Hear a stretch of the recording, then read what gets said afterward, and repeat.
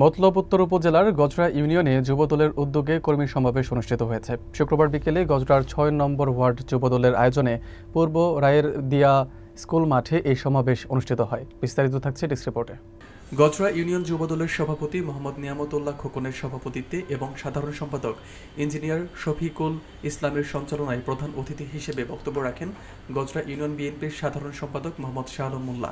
সমাবেশে আরও বক্তব্য রাখেন ইউনিয়ন বিএনপির উপদেষ্টা আব্দুল জলিল মেম্বার, বিএনপি নেতা আব্দুল হোসেন মৃধা, শাহজালাল মৃধা, যুবদলের সিনিয়র সহসভাপতি মুজিবুর রহমান, সহসভাপতি সুমন মুন্সী ও যুগ্ম সাধারণ সম্পাদক মোহাম্মদ ওয়ালিউল্লাহ প্রধান। এ সময় উপস্থিত ছিলেন মুসলিম প্রধান পাভিল, মেহেদী হাসান, নান্নু মৃধা, রিয়াদ, বাচ্চু ফকির, হাজি অলিউল্লাহ সহ অর্ধশতাধিক নেতাকর্মী। প্রধান অতিথির বক্তব্যে মোহাম্মদ শাহ আলম মোল্লা বলেন, গজরা ইউনিয়ন বিএনপির দুর্গ। এখানে যুবদল সুসংগঠিতভাবে কাজ করছে। ডক্টর জালাল উদ্দিনের নেতৃত্বে আমরা ঐক্যবদ্ধ আছি এবং থাকব। সমাবেশে ঐক্যবদ্ধ আন্দোলনের অঙ্গীকার ব্যক্ত করা হয়।